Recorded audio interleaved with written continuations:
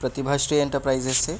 आइए डिस्कस करते हैं कल के मतलब 28 मार्च 2022 के निफ्टी और बैंक निफ्टी के लेवल्स को। उसके पहले हम जैसा हमेशा चेक करते हैं एफआईआईज़ और डीआईआईज़ की एक्टिविटी क्या रही, इसको एक बार देखेंगे।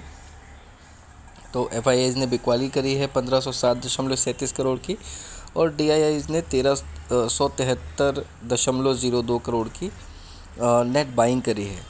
अभी अगर हम फ्यूचर्स और इनको देखें, हालांकि जो क्लोजिंग है उसको बस हम एक बार नज़र रखेंगे, बाकी जो भी होगा वो कल सुबह के लेवल्स पे होगा, ये आपको पता है। अनटिल एंड अनलेस कोई बड़ी भारी गिरावट एक्सपेक्टेड ना हो, कोई पॉजिटिव नेगेटिव न्यूज़ का इम्पैक्ट हो, तो वो बात अलग है। वो इस वीडियो को बनाने के बाद में अगर कुछ आती है तो उसको हमको ध्यान देना पड़ेगा। अदरवाइज़ यहाँ से सिर्फ हम एक्सपेक्ट ही कर सकते हैं, प्रेडिक्ट ही कर सकते हैं कि कल मार्केट कैसा ट्रेड करेगा, तो वही हम इस वीडियो में करेंगे। अगर हम यहाँ से डाउ जोन्स और नेस्डैक की बात करें तो नेस्डैक गिरावट के साथ और डाउ जोन्स बढ़त के साथ क्लोज हुआ है स्पॉट लेवल्स पे। हालांकि ये गिरावट भी मामूली है और ये बढ़त भी कोई ख़ास है नहीं।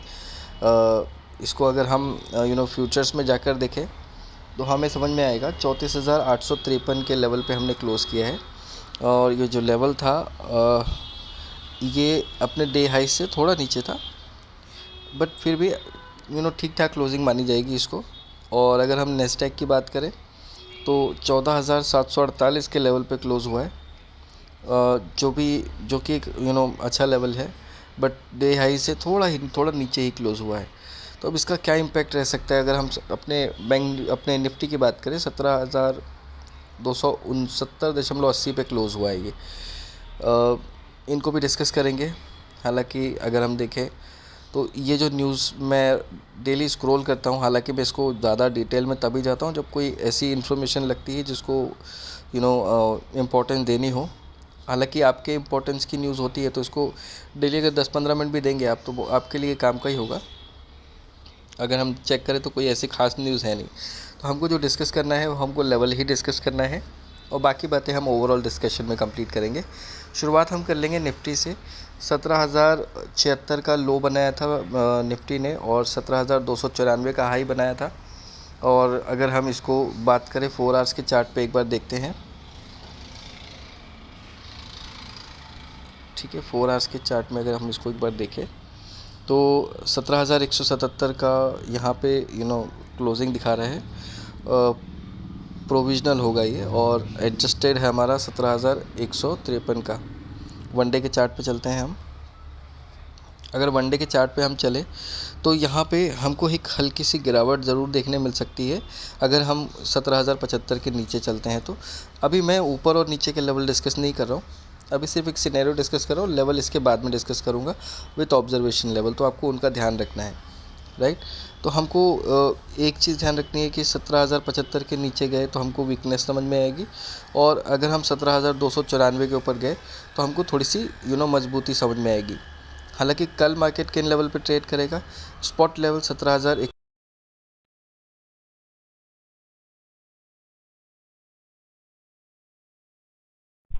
हेलो,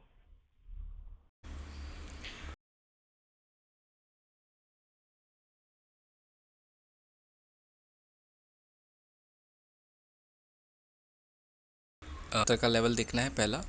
इसके बाद में 17,000 का सपोर्ट होगा और फिर कहीं ना कहीं जो हमको सपोर्ट आएगा वो 16,900 का आएगा, ठीक है। इसके बीच में ऑब्जर्वेशन पॉइंट है 16,975, ये आपको ध्यान रखना है। अगर हम ऊपर चलते हैं यहाँ से तो आपको सबसे पहला जो लेवल ध्यान देना है 17,220 का जो होगा वो पहला रेजिस्टेंस होगा आपके लिए।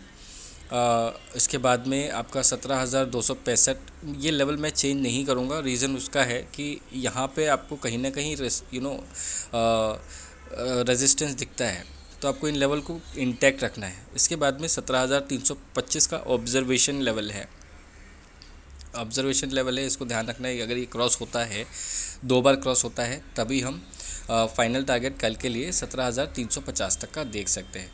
अभी है ना, इस रेंज से ही हमको सेटिस्फाई होना पड़ेगा। अगर हम इसके आगे भी अगर थोड़ी पॉजिटिव रहते हैं मार्केट के ट्रेंड, तो फिर हम 17,400 तक, बट उसको डिस्कस करने का अभी नहीं बनता, वो कल मार्केट के मूड माहौल को देखकर आपको ट्रेड करना है। ज़्यादा नीचे और ज़्यादा ऊपर अभी हम मार्केट को एक्सपेक्ट नहीं कर रहे हैं। हाँ, इसके बाद में हम बैंक निफ्टी को डिस्कस करेंगे। बैंक निफ्टी है अभी 35,200 का लो बनाया था बैंक निफ्टी ने, 35,717 का हाई बनाया था, और क्लोजिंग इसने जो दी है वो सब दी है 35,410 पे। इसको एक बार 4 आवर्स के चार्ट पे देख लें तो जो एक्चुअली 35,526 का इसका प्रोविजनल क्लोजिंग था, बट क्योंकि मार्केट एक रेंज में था तो एडजस्टेड क्लोजिंग आया है 35,410। तो उसको वनडे के चार्ट पे जाकर देखेंगे कि अब यहाँ से कहाँ और कितना। तो हमारे लिए जो पहला सपोर्ट होगा वो 35,200 का ही होगा, यहाँ से नीचे का जो फर्स्ट लेवल होगा। इसके बाद में कहीं ना कहीं हम अगर सपोर्ट तलाशेंगे तो वो होगा 34,800 और फिर 34,600। हालांकि इतना नीचे एक्सपेक्ट नहीं कर रहे हैं, 34,800 या 900 की रेंज में ही आपको सपोर्ट मिल जाना चाहिए। हालांकि 35,000 से नीचे भी मार्केट ने ट्रेड नहीं करना चाहिए, बट इन एनी केस जाता है तो आपको 34,800 से 34,900 की रेंज को हाथ में रखना है, राइट। और ऊपर की अगर बात करें यहाँ से तो 35,400 पे हैं हम, 35,600 से 700 की रेंज आपके लिए रुकावट की रेंज होगी, कल के लिए पहला पड़ा होगा रुकावट का। अगर इससे ऊपर जाते हैं तो हमको 35,900 की रेंज देखनी पड़ेगी, और जो हमारा फाइनल रेजिस्टेंस होगा कल के लिए वो फिर से 36,200 से 300 की रेंज होगी, जिसको हमको ध्यान देना है। आपको अगर देखना है कि अगर इनमें से कोई भी एक लेवल अगर 2 बार से ज़्यादा टेस्ट करता है मार्केट, तो डेफिनेटली नेक्स्ट लेवल के लिए तीसरी बार अटेम्प्ट करेगा और पूरी कोशिश करेगा, पर आपको तीसरे लेवल से थोड़ा पहले एक बार थोड़ा हल्का होना है, और फिर लगता है कि अगर दूसरी बार फिर अटेम्प्ट कर रहा है तो फिर आपको नेक्स्ट लेवल के लिए ऐसे आपको क्या है, या तो ट्रेल करिए एसएल को, या फिर आप अपनी पोजीशन को हल्का करते चलिए।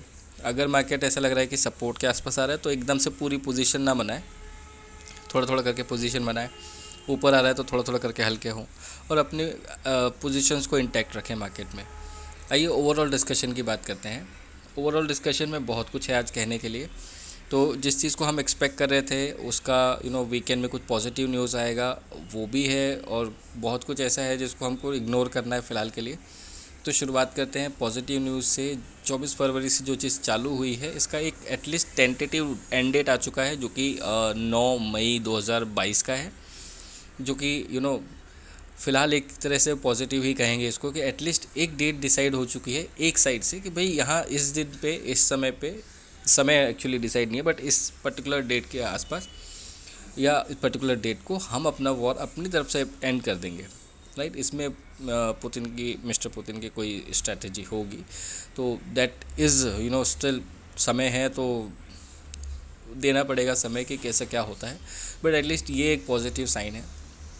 बाकी नेगेटिव क्या है? नेगेटिव ये है कि बाइडेन और जॉनसन ये जो भी हैं ये सिर्फ़ और सिर्फ बेवकूफ़ी कर रहे हैं, इसके अलावा इनके पास और कुछ करने के लिए है नहीं, क्योंकि इनको बोलना है, कुछ ना कुछ तो बोलना है। अपनी जो बच्ची कुछ ही इज्जत है ना, इसको भी नीलाम करना है इनको। तो ये अपने वो बातों से अपनी हरकतें सुधारने वाले हैं नहीं, इस तरह की हरकतें करते रहेंगे। आपको क्या करना है, आपको ध्यान देना है कि ऐसा कोई बड़ा एक्शन ना समझ में आए। बातें करने से इनके वैसे हालांकि कोई फ़र्क नहीं पड़ता है, तो आपको उस चीज़ के इम्पैक्ट में नहीं लेना है, बट मार्केट ले लेते हैं इन चीज़ों को सीरियसली। तो आपको अलर्ट रहना है, सिर्फ और सिर्फ आपको अलर्ट रह के काम करना है। बाकी जो बाइडेन का पोलैंड दौरा है, इससे कोई ख़ास आसपास कोई चीज़ निकल के आ नहीं रही है, बट एक चीज़ और क्लियर हो रही है कि यहाँ पे न नेटो, न यूरोप, न ही अमेरिका, न ही कोई और कंट्री रशिया यूक्रेन के मैटर में ज़्यादा इंटरफेयर कर सकती है। इंटरफेयर तो करेंगी बट ज़्यादा इंटरफेयर नहीं करेंगी। और जो इससे एक नेगेटिव बात समझ में आ रही है वो यहाँ पे ये है कि अब रशिया यूक्रेन का मैटर क्योंकि बहुत लंबा चल गया है, तो यहाँ पे जो एक और प्रॉब्लम आ रही है, हमने जो वीडियो लॉन्च किया था, वीडियो डिक्टेट किया था पार्ट 2, उसमें बहुत सी बातें हमने कही थी और उसका बहुत जल्दी ही समझ में आ रहा है। जैसे कल एक न्यूज़ आई थी कि यूएई यमन को अटैक कर सकता है, 3 आवर्स का अल्टीमेटम दिया था। हालांकि किसी कोई न्यूज़ उसके बाद में नहीं आई है, बट कहीं ना कहीं ये सब चीज़ें चल रही हैं, और ये सब चीज़ें अगर ये वॉर प्रोलॉन्ग्ड होता है तो ये सब चीज़ें खुल के सामने आएगी, जो हालांकि उतना इम्पैक्ट नहीं करेगी, बट आपको टॉप पे टिकने नहीं देगी। मार्केट्स के जो हाइज बनेंगे उन पे हमको टिके रहना इस साल के लिए थोड़ा मुश्किल है। तो वो सब चीज़ें तो बात की बातें हैं, देखकर चलना हमारा काम है। हमारे को पोर्टफोलियो में बना के रखना है, अपनी अपनी पोजीशन रखनी है as a investor. As a trader तो आपके लिए डेली का काम है, राइट। आप ट्रेड करते हो, जो भी होता है मुनाफा होता है बुक करते हो, नहीं तो एसएल पर निकालते हो, ये सब नॉर्मल है और ये सब रूटीन चलता रहेगा। ये रूटीन लाइफ है, इसको भी नहीं किया तो फिर क्या मज़ा। तो इन सब चीज़ों को सिर्फ जान के रखना है, अपने पास जानकारी रखनी है, बाकी अपने पोर्टफोलियो को बनाए रखना है। जब ऐसा लगेगा कि कुछ इश्यूज़ हैं और बातें सीरियस हो रही हैं, अभी तो ऐसा कुछ है नहीं, तो फिर आगे फर्दर डिस्कस करेंगे कि क्या करना है और क्या नहीं। हालांकि ये ओवरऑल डिस्कशन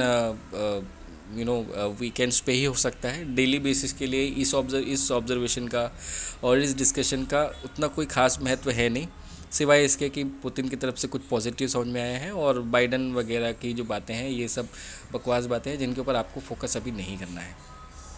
ठीक है, अभी के लिए एंड करते हैं। आई होप कि आपको ये लेवल अच्छे लगे हो।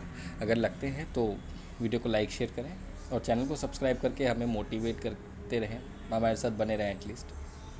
अभी के लिए आगे दीजिए, आपका फ्रेंड अभिषेक विदा लेता है। धन्यवाद।